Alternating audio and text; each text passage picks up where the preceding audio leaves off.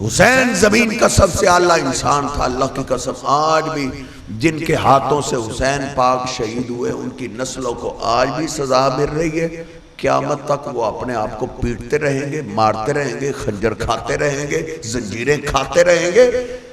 علماء بڑا صبر کا درس دیتے، ٹھیک ہے صبر کا درس ہونا چاہیے، لیکن ایسے ظالموں کے لیے صبر نہیں، اللہ دماغ ہی پھیر دیتا ہے ادھر سر۔ صبر کا معنی یہ ہوتا ہے زنجیر ماری جائے، تلواریں ماری جائے، سینہ کو بھی کی جائے، بلکہ نیا ایک ماتم نکلا ہے پسٹل کے ساتھ فیر مارا جائے، تم اس سے بھی بدترین ہو، تمہیں اس سے بھی زیادہ سزا ملنی چاہیے، کیونکہ تمہارے بڑوں سے جرم ہی اتنا بڑا ہوا ہے کہ جس شاید سزا اللہ، جس جرم کی سزا اللہ نسلوں کو دیتا ہے، حسین پاک سے محبت اور پیار کرنا یہ ہمارے ایمان کا حصہ ہے۔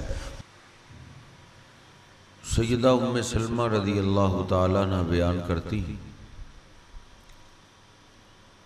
اور سیدہ عائشہ رضی اللہ تعالیٰ عنہ وہ بھی بیان کرتی کہ جب اہل بیت کے بارے میں نبی کریم صلی اللہ علیہ وسلم کی پیاری بیویوں کے بارے میں اللہ نے پابندیاں لگائی اور پورا رکوع نازل کیا،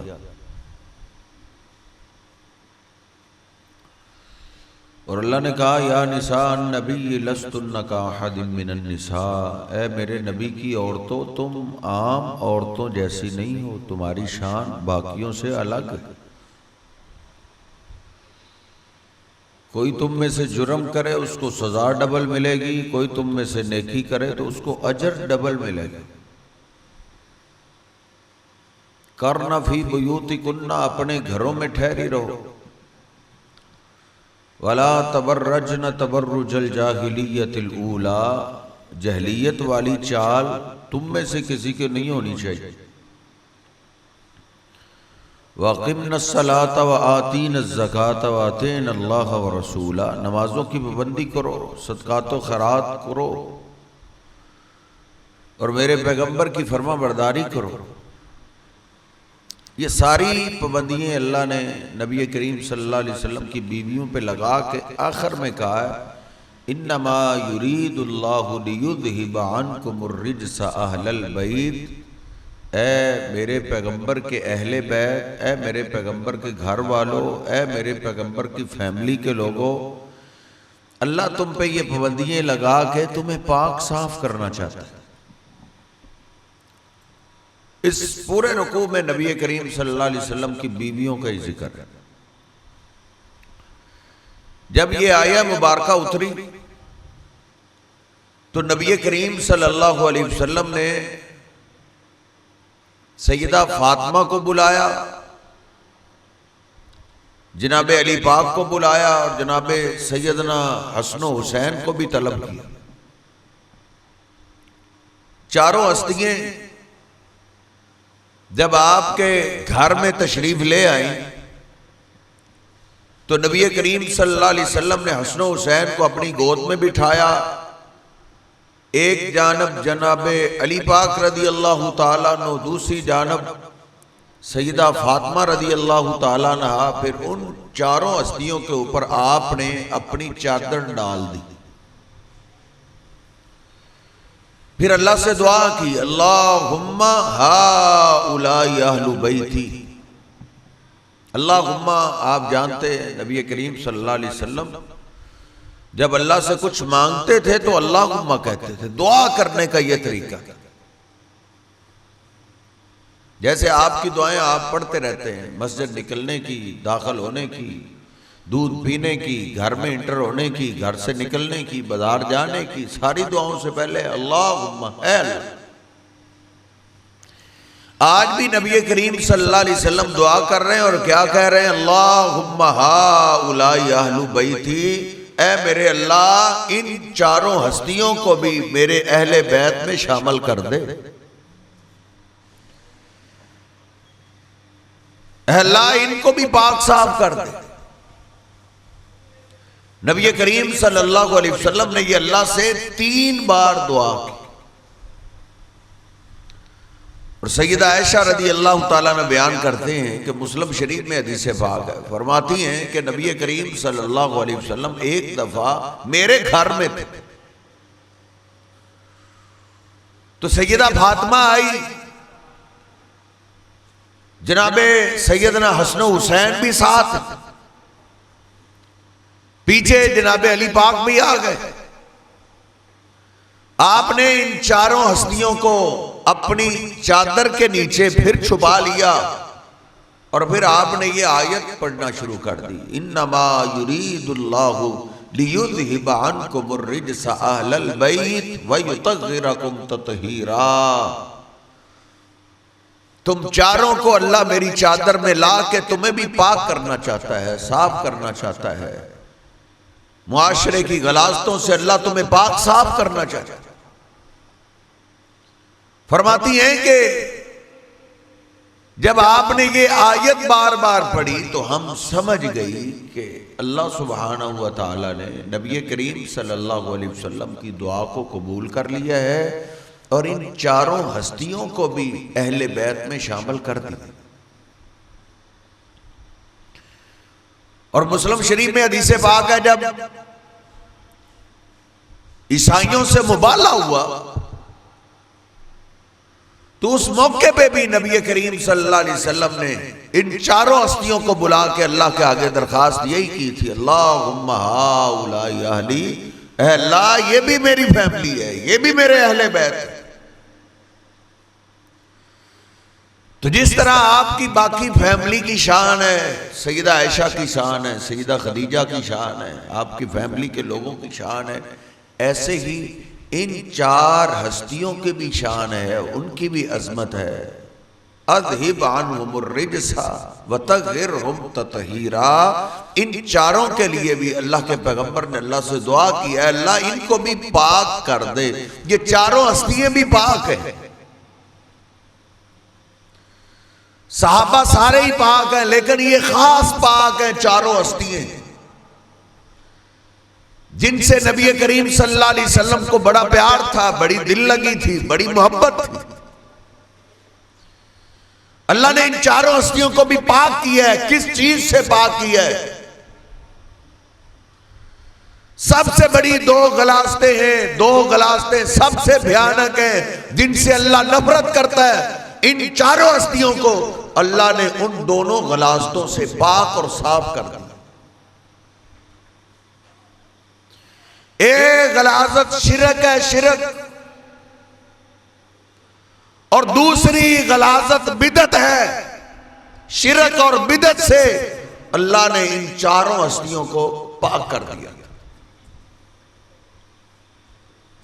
شرک یہ ہے کہ کسی نبی ولی بزرگ کو اللہ کا مقام دے دینا۔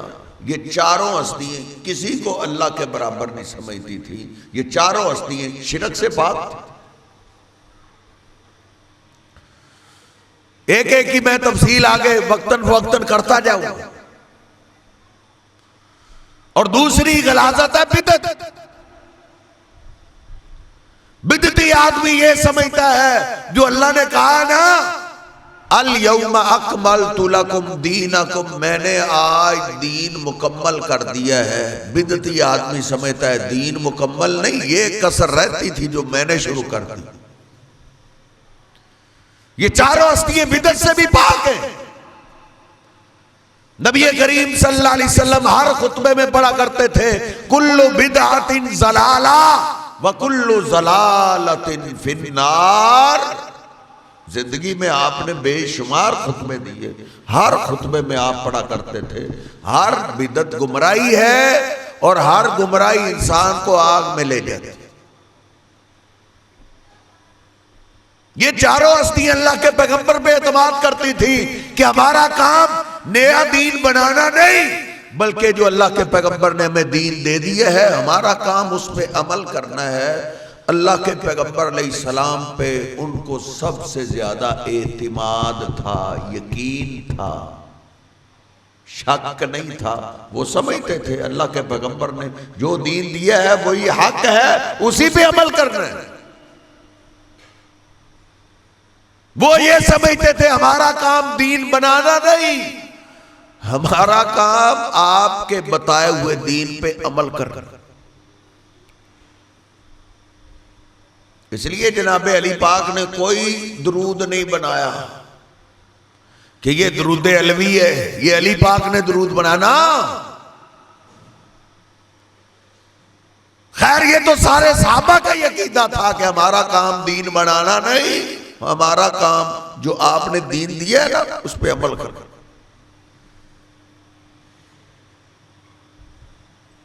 جب یہ آیت مبارکہ اتری نا کہ اللہ اور اللہ کے فرشتے تمہارے رسول پہ، پیغمبر پہ درود پڑھتے ہیں، تم بھی درود پڑھو، یہ جب آیت اتری سارے صحابہ نبی کریم صلی اللہ علیہ وسلم کی خدمت میں حاضر ہوتے ہیں، عرض کرتے ہیں اللہ کے حبیب اللہ نے حکم دیا ہے آپ پہ درود پڑھنے کا، کیف نصلی علیک یا رسول اللہ، اللہ کے حبیب آپ ہمیں سکھائیں ہم آپ پہ درود کیسے پڑھیں. سر جی آج کوئی بھی بات اندھیرے میں نہیں ہے، ساری ہماری کتابیں نیٹ پہ موجود ہیں. آپ نیٹ کو اردو میں لکھ کے سوال کر کے کہیں جب یہ آیت اتری تھی تو صحابہ نے کیا کیا تھا؟ کسی صحابی نے درود بنایا تھا؟ نہیں، درود نہیں بناتے تھے، وہ اللہ کے پیغمبر سے درود لے کر اس پہ عمل کرتے تھے. حالانکہ سر جی جس طرح ہم پنجابی میں باتیں کرتے ہیں نا، ایسے ان کی اپنی زبان عربی تھی، وہ بنا سکتے تھے، لیکن وہ جانتے تھے ہمارا کام دین بنانا ہے. علی پاک رضی اللہ تعالیٰ عنہ کو بھی نبی کریم صلی اللہ علیہ وسلم کی کسی بات پہ شک نہیں ہوتا تھا، وہ آپ پہ مکمل یقین کرتے تھے. اسی لیے انہوں نے کوئی مذہب نہیں بنایا، کوئی دین نہیں بنایا، کوئی اپنی رائے نہیں پیش کی، بلکہ وہ تو کہا کرتے تھے لوگوں دین ہماری عقلوں پہ ہے ہی نہیں، ہماری عقلوں کا نام دین نہیں ہے، دین جو محمد ذیشان صلی اللہ علیہ وسلم دے کر گئے ہیں دین اس کا نام. اور کہتے ہیں لو کان الدین بالرأی لکان اسفل الخفین اولا بالمسح من اعلاہما. کچی مسجدیں ہوتی تھی، اس طرح کی مسجدیں نہیں تھی، کچی مٹی والی. کہتے تھے لوگوں اگر دین علی کی عقل پہ ہو، میری عقل کے مطابق دین ہو، تو پھر ہم موضوع کے اوپر مسح نہ کریں، موضوع سے نیچے مسح کریں، نیچے سے مسح کریں، کیونکہ مٹی نیچے لگی ہوئی. علی کی عقل پہ دین ہوتا تو علی موضوع کے نیچوں سے مسح کرتا، لیکن میں نے اپنے محبوب پیغمبر جناب محمد رسول اللہ صلی اللہ علیہ وسلم کو دیکھا ہے آپ موضوع کے اوپر سے مسح کرتے تھے. علی کی عقل غلط ہو سکتی ہے، نبی کریم صلی اللہ علیہ وسلم کی حدیث غلط نہیں ہو سکتی. یہ اہل بیت کا عقیدہ تھا کہ دنیا میں ایک ہستی ہے صرف جن کی ہر بات غلطی سے پاک ہے اور عمل غلطی سے پاک ہے، وہ محمد ذیشان صلی اللہ علیہ وسلم ہے. باقی ہر ایک کو غلطی لگ سکتی. ان کو سب سے زیادہ نبی علیہ السلام پہ اعتماد تھا. آپ نے فرمایا علی ادھر آؤ، جی اللہ کا یہ دو ساتھی ساتھ لے لو. روضہ خاک جگہ پہ نا ایک عورت جا رہی ہے، اس کے پاس خط ہے، وہ خط لے کر بَيُطَهِّرْهُمْ تَطْهِيرًا. دیکھو اللہ نے ان کی عقلوں کو پاک کر دیا تھا. دو ساتھی ساتھ لیے، سواریوں کو دوڑایا. علی پاک خود فرماتے ہیں میں قربان جاؤں، جدھر اللہ کے پیغمبر نے بولا تھا نا عورت ادھر ہی جا رہی تھی. ہم نے اس کو روک لی، ہم نے کہا تیرے پاس ایک خط ہے، وہ خط دو. خط کون سا؟ خط کون سا؟ میرے پاس کہاں سے خط آ گیا؟ یہ لو سامان لو، لے لو تلاشی. ساتھی جو دو آئے تھے نا وہ سامان کی تلاشی لینے، تلاشی ساری لی، ایک ایک چیز چھان ماری اور دونوں نے آ کے جناب علی پاک کو کہا علی خط کوئی نہیں ملا، خط نہیں ملا۔ اور یہ عورت قسمیں اٹھاتی ہے، کہتی ہے میرے پاس خط نہیں۔ جناب علی پاک نے تلوار نکال لی، کہا اللہ کی قسم یا تو خط نکالے گی یا ہم تیرے کپڑے اتاریں گے، تو غلط ہو سکتی ہے، جس ہمارے پیغمبر نے ہمیں بھیجا ہے ان کا فرمان غلط نہیں ہو سکتا۔ جب جناب علی پاک اس شیر کا آرڈر اس نے یہ فرمان سنا نا تو اس نے بالوں کی میڑیوں سے خط نکال کے دے دی۔ نبی کریم صلی اللہ علیہ وسلم کے یہ چاروں صحابہ حضرت شرک سے بھی پاک تھے اور بدعت سے بھی پاک تھے۔ نبی کریم صلی اللہ علیہ وسلم پہ ان کو مکمل یقین تھا کہ آپ نے دین مکمل کر دیا ہے، اب اس میں کمی پیشی اور کوئی کر ہی نہیں سکتا، کسی کو اجازت ہی نہیں اس میں کمی پیشی کر دیا۔ میں آج ہی پڑھ رہا تھا سنن نبی داؤد میں جناب علی پاک رضی اللہ تعالیٰ کے سامنے پانی پیش کیا گیا تو جناب علی رضی اللہ تعالیٰ ساتھیوں کو کہنے لگے بھلا آج میں تمہیں اللہ کے رسول کا وضو نہ سکھا دوں، میں تمہیں بتاؤں اللہ کے حبیب علیہ السلام وضو کیسے کیا کرتے تھے۔ جناب علی پاک کا عقیدہ یہ تھا وضو میرا نہیں، میرے وضو کی ویلیو نہیں، وضو اللہ کے پیغمبر کا، جو اس طریقے کے مطابق کرے گا اس وضو کی ویلیو ہے، اس طریقے سے ہٹ جائے کسی کی کوئی ویلیو نہیں۔ وہ ہستیاں شرک سے بھی پاک تھی، بدعت سے بھی پاک تھی۔ اللہ کے حبیب علیہ السلام نے سر دی، ان کو شرک کی تعلیم دی ہی نہیں تھی، ان کو توحید سکھایا تھا، ان کو اللہ کے ساتھ جوڑا تھا۔ نبی کریم صلی اللہ علیہ وسلم نے ان کو نہ سر بتوں سے جوڑا نہ قبروں کے ساتھ جوڑا۔ یہ میں آج علل اعلان آپ سے درخواست کر رہا ہوں، آپ نے میری گفتگو کے بعد ریسرچ کرنی ہے، ریسرچ نیٹ پہ ریسرچ کر کے دیکھیں جناب علی پاک کو اللہ کے پیغمبر نے قبروں کے ساتھ نہیں جوڑا۔ اللہ نے ان ہستیوں کو شرک سے پاک بنایا ہے، پاک کر دیا تھا۔ کبھی ایسا نہیں ہوا کہ جناب علی پاک نے حضور پاک کو بولا ہو یا نبی کریم صلی اللہ علیہ وسلم نے جناب علی پاک کو بولا ہو کہ علی ذرا تیاری کر، کل نا ابراہیم علیہ السلام کی قبر پہ جانا۔ مجھ پہ یقین نہیں آتا، اپنے مولانا صاحب سے پوچھو۔ کبھی آپ نے کہا ہو کہ علی تیاری کرو، او اسحاق پیغمبر کی قبر پہ جانا ہے، اسماعیل علیہ، سارے نبیوں کی قبریں بن چکی تھی، جبریل سے پوچھ سکتے تھے فلانے پیغمبر کی قبر کدھر ہے؟ اور حضرت جی اللہ کے پیغمبر دنیا کو، لوگوں کو قبروں سے جوڑنے نہیں آئے تھے، رب سے جوڑنے آئے تھے۔ یہ چاروں ہستیاں رب سے جڑی ہوئی تھی، حالانکہ ان کی شان بڑی ہے، مقام بڑا ہے، عظمت بڑی ہے، لیکن وہ شرک سے پاک ہستیاں تھیں۔ مقام اتنا تھا، مجھے وہ خیبر کی بات نہیں بھولتی، جناب علی پاک رضی اللہ تعالیٰ کے بارے میں کئی دنوں سے الجھاؤ جاری تھا۔ نبی کریم صلی اللہ علیہ وسلم نے رات کو نا خطبہ ارشاد فرمایا، آپ نے فرمایا غم نہ کرو، کل کو میں ایک ایسے آدمی کو جھنڈا تھماؤں گا،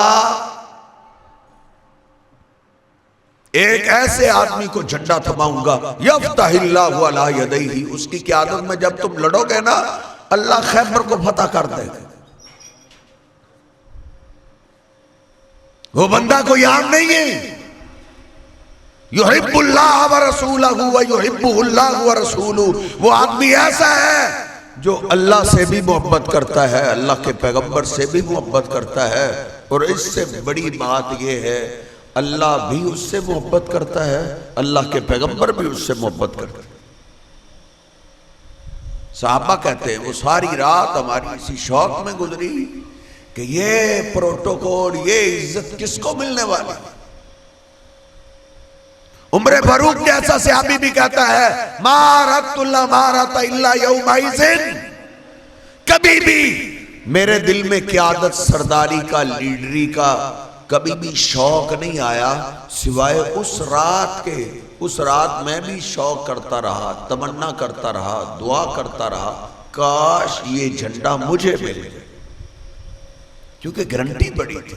گارنٹی یہ تھی کہ اللہ بھی اس سے محبت کرتا ہے، اللہ کے پیغمبر بھی اس سے محبت کرتا ہے۔ یہ بہت بڑی گارنٹی۔ میں اور آپ بھی اللہ اور اس کے رسول سے محبت کے دعوے دار تو ہیں، لیکن حضرت جی ہماری محبت کا پتہ موت کے وقت چلنا ہے، کس کی محبت قبول ہوئی، کس کی مردود ہوئی۔ وہ کون سا خوش نصیب ہے جس کو دنیا میں بتا دیا جائے کہ اللہ تجھ سے محبت کرتا ہے۔ ساری رات اسی شوق میں گزری، صبح ہوئی، فجر کی نماز سے آپ نے سلام پھیرا، کھڑے ہوئے، سب کے چہرے سامنے آ رہے ہیں، سارے صحابہ اپنے چہرے اٹھا اٹھا کے اللہ کے پیغمبر کے سامنے کر رہے ہیں، میرا نام آئے، میرا نام آئے۔ نبی علیہ السلام کبھی دائیں دیکھتے ہیں، کبھی بائیں دیکھتے ہیں، کبھی سامنے دیکھتے ہیں۔ پھر آپ نے فرمایا این علی بن ابی طالب، میرا علی بن ابی طالب کدھر ہے؟ وہ نہیں نظر آ رہا۔ صحابہ میں سے ایک نے عرض کیا اللہ کے حبیب ان کی تو رات کی آنکھیں خراب ہو گئی، ان کی تو آنکھیں نہیں کھل رہی، آنکھیں بند ہو گئی ہیں۔ اللہ کے حبیب وہ خیمے میں ہی ہیں۔ نبی کریم صلی اللہ علیہ وسلم نے فرمایا میرے علی کو لے کے آؤ۔ اللہ کی قدرتوں پہ بھی میں قربان جاؤں، اللہ کو تو پتا تھا ساری صدیوں کا کہ علی رضی اللہ تعالیٰ عنہ کو لوگ بڑھا چڑھا کے اللہ بنائیں گے، حالانکہ علی وہ ہے اللہ کی طرف سے کوئی مصیبت آئے تو علی اپنی مصیبت نہیں ٹال سکتے۔ بندہ سرجی اللہ کے مقابلے میں کمزور ہی کمزور ہے۔ وَإِن يَمْسَسْكَ اللَّهُ بِضُرٍّ فَلَا كَاشِفَ لَهُ إِلَّا هُوَ۔ 3 بار اللہ نے قرآن پاک میں کہا ہے میرے پیغمبر اگر اللہ آپ کو تکلیف پہنچانا چاہے تو کوئی آپ کی مصیبت ہٹا نہیں سکتا۔ جو سردی اپنی مشکلیں نہ ہٹا سکے وہ تیرا میرا مشکل کشا کیسے ہو سکتا ہے؟ ٹھنڈے دل کے ساتھ سوچنے والی بات ہے، غصہ نہ کر۔ جناب علی پاک کی آنکھیں دکھ رہی ہیں، کھل نہیں رہی، آپ نے فرمایا لے کے آؤ۔ جناب علی پاک کو لایا گیا، نبی کریم صلی اللہ علیہ وسلم کے سامنے پریشان ہے، علی مالا کیا ہوا؟ اللہ کے حبیب آنکھیں دکھ گئی ہیں، رات کو خراب ہو گئی ہیں، وہ تو کھل نہیں رہی۔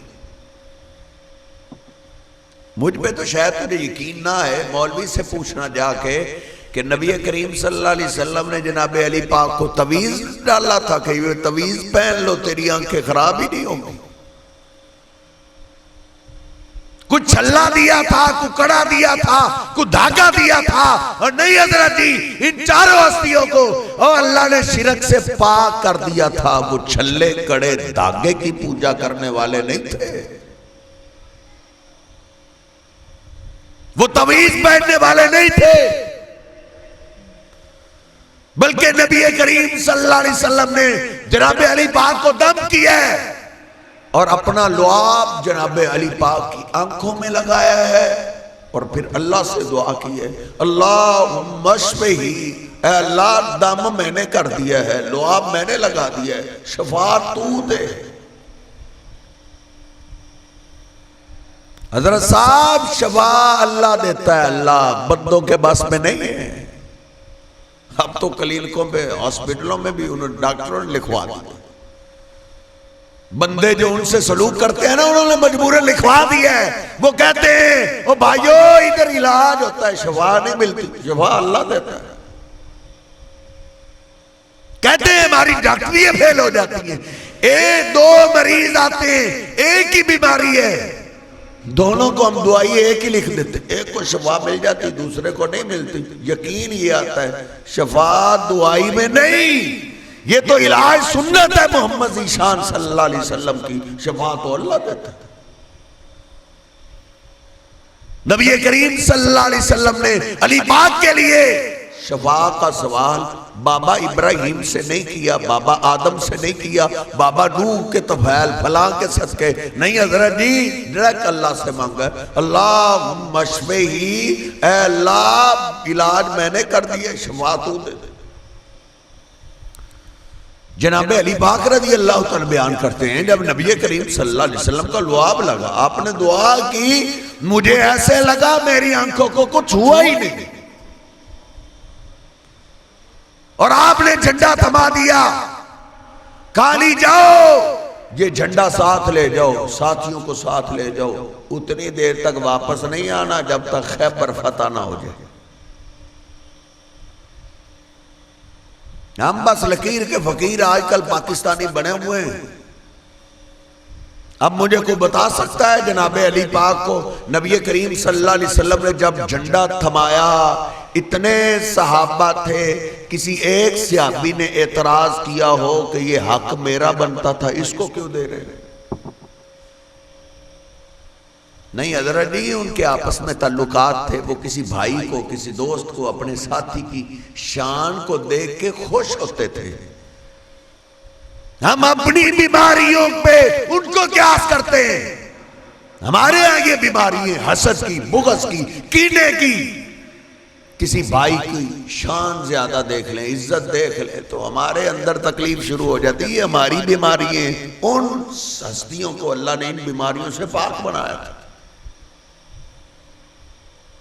اللہ کہتا ہے اولئک الذین امتحن اللہ قلوبہم للتقوی، یہ صحابہ وہ ہیں اللہ نے ان کے دلوں کا امتحان کیا ہے، یہ دل سے پاک ہیں، پاس ہیں۔ جناب علی پاک کی قیادت میں سارے صحابہ لڑنے کے لیے گئے، اللہ کی قسم سورہ غروب نہیں ہوا تھا، اللہ نے علی کی قیادت میں خیبر کو فتح کر دیا۔ ان چاروں ہستیوں کو اللہ نے شرک سے پاک بنایا ہے۔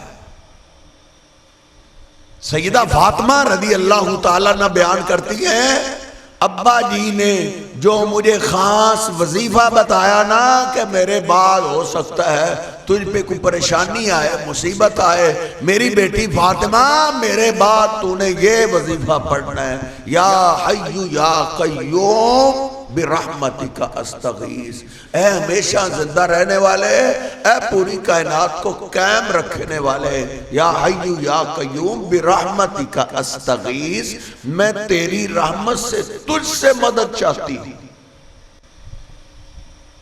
نبی کریم صلی اللہ علیہ وسلم نے اپنی بیٹی کو نہ چھلا دیا، نہ کڑا دیا، نہ دھاگا دیا، یہ تو لوگوں نے بزنس کاروبار کیے، تیرے میرے دین ایمان یقین سے کھلواڑ کرتے ہیں۔ اور وہ چاروں ہستیاں نہ چھلا پہنتی تھی، نہ کڑا، نہ دھاگا، نہ تعویذ، ان چاروں کا ایمان اللہ پہ تھا۔ یا حی یا قیوم برحمتک استغیث، نبی کریم صلی اللہ علیہ وسلم ان کو اللہ کے ساتھ جوڑا کرتے تھے۔ جناب حسن و حسین رضی اللہ تعالیٰ عنہ سے بھی آپ بڑا پیار کرتے ہیں، سیدہ فاطمہ سے بڑا پیار کرتے تھے۔ امی عائشہ بیان کرتی ہیں نبی کریم صلی اللہ علیہ وسلم جب میرے گھر میں ہوتے، آپ کی بیٹی فاطمہ آپ کی ملاقات کے لیے آتی تو نبی کریم صلی اللہ علیہ وسلم اپنی بیٹی کو دیکھ کے ان کے استقبال میں کھڑے ہو جاتے، دو تین قدم آگے بڑھتے اور اپنی بیٹی کی پیشانی پہ بوسہ لیتے اور ہاتھ سے پکڑتے، پہلے اپنی بیٹی کو اپنی جگہ پہ بٹھایا کرتے تھے، پھر خود بیٹھا کرتے تھے۔ سیدہ فاطمہ کی شان اور عظمت سننے والوں، بیٹیاں ان کی شادی بھی ہو جائے پھر بھی ان کو اپنے گھروں میں آنے دیا کرے۔ نبی کریم صلی اللہ علیہ وسلم اپنی بیٹی کو دیکھ کے خوش ہوا کرتے تھے۔ آج باپ کے چہرے پہ 12 بج جاتے، میں نے اس کی شادی کر دی ہے، فرض اس کا اتار دیا ہے، اب یہ میرے گھر کیا لینے آتی؟ ہندو رہا ادھر کا مسلمان بھی۔ اس معاملے میں ہندوؤں کے جراثیم مسلمانوں میں پائے جا رہے۔ نبی کریم صلی اللہ علیہ وسلم اپنی بیٹی کو دروازے پہ دیکھ کے خوش ہوتے تھے، ان کے استقبال میں کھڑے ہوتے تھے۔ اور سیدہ عائشہ بیان کرتی ہیں، پھر ہم سیدہ فاطمہ کی ملاقات کے لیے جب جاتے تھے تو سیدہ فاطمہ بھی اپنے بابا کے استقبال میں کھڑی ہو جایا کرتی تھی، 2 قدم آگے بڑھ کے اپنے باپ کی پیشانی پہ بوسہ لیتی اور بابا کو پہلے اپنی جگہ پہ بٹھایا کرتی تھی، پھر خود بیٹھا کرتی تھی۔ یہ باپ کا بیٹی سے پیار ہے، بیٹی کا باپ سے پیار ہے۔ باقی پیار سنت ہے تو سر جی یہ پیار بھی سنت ہے۔ آپ فرمایا کرتے تھے فاطمہ تو بضعۃ منی من آذاہا فقد آذانی، لوگو فاطمہ میرا جگر گوشہ ہے، میرے دل کا ٹکڑا ہے، جو چیز میری فاطمہ کو تکلیف دیتی ہے وہ مجھے بھی تکلیف دیتی ہے۔ جناب حسن حسین سے آپ پیار کرتے تھے، ان سے نرالا ہی پیار تھا آپ کا۔ سیدنا ابو ہریرہ کہتے ہیں ہم مسجد میں آپ کے انتظار میں تھے، نبی کریم صلی اللہ علیہ وسلم اپنے حجرے سے باہر نکلے، ہم نے کیا دیکھا؟ ایک کندھے پہ جناب حسن ہے، دوسرے کندھے پہ جناب حسین ہے۔ ایک نے بول کے کہا دیکھو دیکھو ان بچوں کو سواری کتنی اعلیٰ ملی ہے۔ آپ نے فرمایا سواری بھی اعلیٰ ہے تو سوار بھی اعلیٰ ہے۔ ایک دیہاتی کہنے لگا اللہ کے حبیب آپ ان سے بڑا پیار کرتے ہیں۔ آپ نے فرمایا من احبہما فقد احبنی ومن ابغضہما فقد ابغضنی، جو میرے ان بچوں سے پیار کرے وہ مجھ سے پیار کرتا ہے، جو ان سے دشمنی رکھے ان کی دشمنی میرے ساتھ۔ حسنین کریمین سے سارے صحابہ پیار کرتے تھے، سارے مسلمان پیار کرتے تھے، سوائے کوفیوں کے، سوائے کوفہ کے لوگوں کے۔ اس وقت تو بڑی محبت کے دعوے کرتے تھے، خط بھیجے انہوں نے، خط بھیج کے جناب حسین کو بلایا ان ظالموں نے۔ ابھی کوفے میں پہنچے نہیں تھے، انہوں نے پہلے غداری کر دی تھی۔ پھر ادھر سے جناب حسین نے روٹ بدلا، شام کی طرف جا رہے تھے، راستے میں کربلا میں پیچھے سے پہنچے، اس کے پاس خط ہے، یہ یزید کو جا کے خط دکھائے گا، ہماری تو بے عزتی ہو جائے گی، انسلٹ ہو جائے گی، اس سے خط چھینو۔ حسین رضی اللہ تعالیٰ عنہ کو گھیر لیا گیا، 9 اور 10 کی درمیانی رات ہے۔ جناب حسین رضی اللہ تعالیٰ نے سارے اپنے اہل بیت کو، اپنی فیملی کو، جو ساتھی ساتھ آئے ہوئے تھے سب کو جمع کر، رات کی تاریکی میں جمع کر کے ان کو کہا کوفی میرا تعاقب کرنے کے لیے آ چکے ہیں، ان کو صرف میں مطلوب ہوں، وہ مجھے چاہتے ہیں، اگر میں ان کو یہاں کل نہ ملا تو وہ میری تلاش کے لیے نکلیں گے، اگر میں مل جاتا ہوں تو پھر وہ کہیں نہیں جائیں گے۔ رات کے اندھیرے میں میں کسی کو نہیں دیکھ رہا، میں تم سب کو اجازت دیتا ہوں تم مدینے واپس چلے جاؤ، مکے واپس چلے جاؤ، انہوں نے ہم سے غداری کی ہے، مجھے چھوڑ کے واپس چلے جاؤ، تم اپنی جانوں کو بچاؤ۔ لیکن سر وہ مدینہ کا خون تھا، وہ بے وفا خون نہیں تھا۔ انہوں نے کہا حسین یہ کیا بات ہوئی، ہم آپ کے ساتھ آئے ہیں، آپ سے غداری نہیں کر سکتے، بے وفائی نہیں کر سکتے، ہم آپ کو چھوڑ کے کیسے جا سکتے، ہمارا جینا بھی تمہارے ساتھ ہے، ہمارا مرنا بھی تمہارے ساتھ ہے۔ جناب حسین رضی اللہ تعالیٰ نے رات گزاری، اگلے دن جنگ چھڑ گئی، انہوں نے چھیڑ دی ظالموں نے جنگ۔ جناب حسین اکیلے کو نہیں، جناب حسین رضی اللہ تعالیٰ کے 70 افراد کو شہید کیا گیا، ایک ہی خاندان۔ تیرے پورے شہر میں ایک بندہ قتل ہو جائے پورا شہر پریشان ہو جاتا ہے، اس خاندان کی حالت کیا ہوگی؟ ظالموں نے جس خاندان میں مرد تک نہیں چھوڑا تھا، 70 کو شہید کر دیا گیا، خیموں کو آگ لگا دی گئی، خطوں کو جلا دیا گیا، عورتوں کو اکٹھا کیا گیا، اور ایک ظالم کہنے لگا میرا دل چاہتا ہے اس کے سر کو بھی کاٹا جائے، سر کو عبید اللہ بن زیاد کے سامنے رکھ کے اسے انعام لیں گے۔ سیدنا حسین پاک رضی اللہ تعالیٰ کے سر کو کاٹا۔ آج گالیاں دیتے ہیں لوگ مدینہ والوں کو، مدینے والے تو حسین کے دفاع میں کٹے ہیں، انہوں نے تو خون پیش کیا ہے۔ ادھر کوفے میں جب پہنچے عبید اللہ بن زیاد کے سامنے حسین پاک کا سر گفٹ کے طور پہ پیش کیا گیا۔ بڑے بڑے سردار کوفی بیٹھے ہوئے تھے، پارلیمنٹ بھرا ہوا تھا، وہ ظالم جناب حسین کے چہرے پہ لاٹھی مارنے لگا، کوئی نہ بولا۔ بخاری کے اوراق پڑھ کے آج بھی دیکھے، آج بھی لکھا ہوا ہے، ادھر بھی سرجی خون تڑپا، مدینہ کا خون تڑپا۔ ایک صحابی تھے انس رضی اللہ تعالیٰ عنہ، وہ ادھر بیٹھے ہوئے تھے، کھڑے ہو گئے، کہتے ہیں ظالم لاٹھی کو سائڈ پہ کر لو، تم اس چہرے کی شان نہیں جانتے، جہاں تم لاٹھیاں مار رہے ہو میں نے اپنے پیغمبر کو دیکھا ہے، وہ یہاں سے جمعہ کرتے تھے، وہ بوسہ لیا کرتے تھے، تم لاٹھیاں مار رہے ہو۔ حسین کا چہرہ تو ہمارے پیغمبر کے ساتھ ملتا تھا، جب ہم اپنے محبوب پیغمبر سے اداس ہو جاتے تھے ہم حسین کو چہرے کو دیکھ لیتے تھے، حسین کے چہرے میں ہمیں اپنے پیغمبر کی تصویر نظر آتی تھی۔ سردی کو یہ ایک بھی ہے کوفی جو حسین کے دفاع میں کٹا ہو، جن مدینے والوں کو آج گالیاں دی جاتی ہیں ان کی بھی کبھی وفا دیکھا کر، ہم با وفا تھے اس لیے نظروں سے گر گئے۔ کوفیوں نے حسین کو بلایا، مدینے والوں نے سردی اللہ کے محبوب پیغمبر کو بلایا، مکے میں آئے تھے کہ آپ ہمارے پاس آ جائیں ہم آپ کا دفاع کریں گے، تو پھر انہوں نے کیسا دفاع کیا؟ بدر میں جتنے شہید ہوئے تھے ایک دو کو چھوڑ کے باقی سارے مدینے والے تھے، احد کے اندر 5-7 مہاجر تھے، باقی سارے کے سارے مدینے کے لوگ تھے۔ بیر مومنہ کے موقع پہ 70 قاری شہید ہوئے تھے، اللہ کے پیغمبر نے ان کو بھیجا تھا، وہ سارے مدینے والے تھے۔ مدینے والوں کی وفا تو دیکھ، جس ماں کے 2 بیٹے اس نے 2 روانہ کیے، اللہ کے پیغمبر کا دفاع کرو۔ جس کے پاس ایک بیٹا اس نے اللہ کے پیغمبر کے دفاع میں ایک ہی قربان کیا۔ ترمذی شریف میں میں ایک ماں کی داستان پڑھ رہا تھا، اللہ کے پیغمبر جہاد کے لیے نکل رہے اور یہ عورت گھر میں رو رہی ہے، سہیلیاں اکٹھی ہو کے آئی، تم کیوں روتی ہو؟ اس نے روتے ہوئے کہا اللہ کے پیغمبر جہاد کے لیے جا رہے ہیں، دشمنوں سے لڑنے کے لیے جا رہے ہیں، تم سب نے اپنے جوان بیٹے روانہ کر دیے، میرے پاس جوان بیٹا ہے ہی نہیں، میں کیسے قربانی دوں؟ اس سے صبر نہ ہو سکا، وہ اپنے دودھ پیتے بیٹے کو لے کر گھر سے نکلی، پتا چلا قافلہ تو روانہ ہو چکا ہے، بھاگی ہوئی پیچھے سے پہنچی، اے قافلے والو میری بات سن کے جاؤ، قافلے والو میری بات سن کے جاؤ۔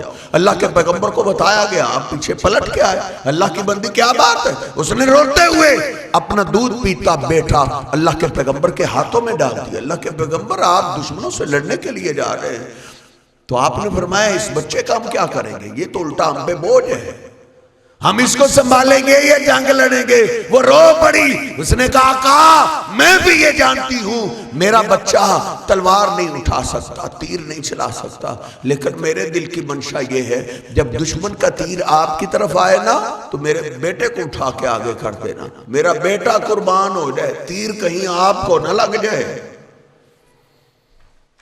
ان مدینے والوں نے سردی وفائیں کی، اسی لیے تو مدینے والے ساری زندگی کوفیوں سے نفرت کیا کرتے تھے۔ بخاری شریف میں آج بھی لکھا ہوا ہے، عبداللہ بن عمر رضی اللہ تعالیٰ عنہ بیت اللہ کے طواف سے فارغ ہوئے نا، لوگوں نے گھیر دیا، مدینے سے محدث آیا ہے، مسائل پوچھنے لگے۔ ایک آدمی نے آ کے پوچھا اے عبداللہ مجھے بھی بتاؤ، اگر کوئی احرام کی حالت میں مچھر مار جائے جس کے ہاتھوں، اس کا کوئی فدیہ ہے؟ عبداللہ بن عمر رضی اللہ تعالیٰ مچھر کا سوال ہی پہلی دفعہ کیا تھا۔ آج بھی کوفے کے مذہب والے مچھر کی بڑے سوال لیے پھرتے ہیں، یہ ان کی بڑی پرانی تاریخ ہے، یہ کوئی آج کی بات نہیں۔ کہتے ہیں جی مکھی گر جائے تو پھر تو ہے، مچھر گر جائے تو پھر کیا ہے؟ عبداللہ بن عمر رضی اللہ عنہ سے پوچھا گیا کہ مچھر اگر کسی حاجی سے مر جائے اس کا فدیہ کیا ہے؟ انہوں نے سوال سنا ہی پہلی دفعہ تھا، انہوں نے جواب نہیں دیا، انہوں نے پہلے اس سے پوچھا تم بتاؤ من این انتا، تم کہاں سے آئے؟ انہوں نے کہا میں عراق سے ہوں، میں کوفے سے آیا ہوں، کوفے سے آیا۔ صحابی رسول نے آگے کیا کہا؟ او ظالم، آج تم مچھر کے بارے میں پوچھ رہا ہے وقت قتل تم ابن رسول اللہ، حالانکہ تم نے اللہ کے پیغمبر کے بیٹے کو شہید کیا ہے۔ جو اللہ کے پیغمبر کے پھول کو شہید کرنے والے ہوں، مچھر ان کے لیے کیا چیز ہے؟ جس اللہ کے پیغمبر کے بیٹے کی شان بیت اللہ سے زیادہ ہے، بیت اللہ سے زیادہ عام مومن کی شان زیادہ ہے۔ حسین پاک کی شان تو سارے مومنوں سے زیادہ۔ جب یہ انہوں نے جواب دیا نا تو بخاری شریف میں لکھا ہے پیچھے کوفی تھے کھڑے، پیچھے گروپ تھا پورا، ہنسنے لگے۔ ان کو پھر کہنے لگے کوفہ کے رہنے والوں، تمہارا مزاج کیسا ہے؟ سالتم انل بعوذتی وقد قتلتم ابن رسول اللہ، پوچھنے پہ آئے ہو، مچھر کا پوچھنے لگے ہو، مارنے پہ آئے ہو تو تم نے اللہ کے پیغمبر کے بیٹے کو مار دیا۔ دیکھو معمولی سانحہ نہیں، نبی کریم صلی اللہ علیہ وسلم کے پھول کو شہید کیا گیا، جن سے اللہ کے پیغمبر محبت اتنی کرتے تھے، پیار اتنا کرتے تھے۔ جمعہ کا دن ہے، آپ خطبہ ارشاد فرما رہے تھے، حسن و حسین نکلے لوگوں میں سے کراس کرتے ہوئے اللہ کے پیغمبر کی طرف جا رہے ہیں، حسین کو ٹھوکر لگی، اللہ کے پیغمبر کی نگاہ پڑی، حسین گر گئے۔ آپ نے سر خطبے کو چھوڑ دیا، منبر سے نیچے اترا ہے، آ کے حسین کو اٹھایا، سینے سے لگایا، کہا اللہ نے سچ کہا ہے، تمہارا مال اور اولاد تمہارے لیے فتنہ ہے، مجھ سے میرے حسین کا گرنا برداشت نہیں ہوا تھا۔ آپ جن سے اتنی محبت کرتے تھے، جن کے ہاتھوں سے یہ قتل ہوا ہے نا، یہ شہادت ہوئی ہے، یہ کوئی معمولی بات نہیں ہے۔ اور کئی بڑے جرم ایسے ہوتے ہیں جن کی سزا اللہ نسلوں کو دیتا ہے۔ اس پہ بات ختم کرتے ہیں۔ عمر بن عاص جن کا نام لے کے اللہ کے پیغمبر نے جنت کی بشارت دی تھی، بیت اللہ کے پاس بیٹھے ہوئے تھے، حسین کو دیکھا تو کہنے لگے ھذا حب اہل الارض الی اہل السماء، زمین پہ جتنے لوگ ہیں آج زندہ، ان زندوں میں سے سب سے زیادہ شان والا، پیار والا آسمان والوں کے ہاں یہ حسین آ رہا ہے۔ حسین زمین کا سب سے اعلیٰ انسان تھا، اللہ کی قسم آج بھی جن کے ہاتھوں سے حسین پاک شہید ہوئے ان کی نسلوں کو آج بھی سزا مل رہی ہے۔ قیامت تک وہ اپنے آپ کو پیٹتے رہیں گے، مارتے رہیں گے، خنجر کھاتے رہیں گے، زنجیریں کھاتے رہیں گے۔ علماء بڑا صبر کا درس دیتے، ٹھیک ہے صبر کا درس ہونا چاہیے، لیکن ایسے ظالموں کے لیے صبر نہیں، اللہ دماغ ہی پھیر دیتا ہے۔ ادھر سر صبر کا معنی یہ ہوتا ہے زنجیر ماری جائے، تلواریں ماری جائے، سینہ کو بھی کی جائے، بلکہ نیا ایک ماتم نکلا ہے، پسٹل کے ساتھ فائر مارا جائے۔ تم اس سے بھی بدترین ہو، تمہیں اس سے بھی زیادہ سزا ملنی چاہیے، کیونکہ تمہارے بڑوں سے جرم ہی اتنا بڑا ہوا ہے کہ جس شاید سزا اللہ، جس جرم کی سزا اللہ نسلوں کو دیتا ہے۔ حسین پاک سے محبت اور پیار کرنا یہ ہمارے ایمان کا حصہ ہے۔ جس کے دل میں حسین پاک کا پیار نہیں، حسن کا پیار نہیں، سیدہ فاطمہ کا پیار نہیں، جناب علی پاک کا پیار نہیں، وہ منافق تو ہو سکتا ہے، ایماندار نہیں ہو سکتا۔ جناب علی پاک نے یہ قسم اٹھا کے کہا تھا، اللہ کی قسم نبی کریم صلی اللہ علیہ وسلم نے مجھ سے کہا تھا کہ علی تجھ سے پیار کرنے والا ایماندار ہے، تجھ سے دشمنی رکھنے والا منافق انسان ہے۔